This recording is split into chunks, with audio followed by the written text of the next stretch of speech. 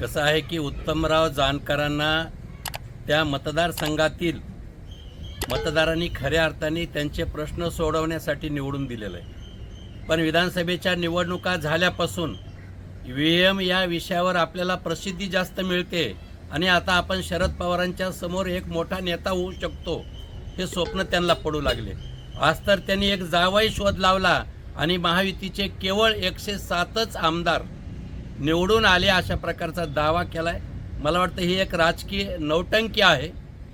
स्वतःला निवडणूक आयोगापेक्षाही श्रेष्ठ ते समजत असावेत असं मला वाटतं।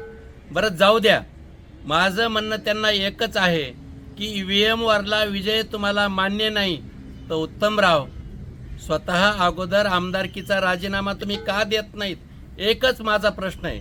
तुम्हाला ईव्हीएम या विषयावर तुम्हाला लढाई करायची ना तर तुम्ही तुमच्या आमदारकीचा अगोदर राजीनामा द्या आणि मग खऱ्या अर्थाने मैदानात उतरा।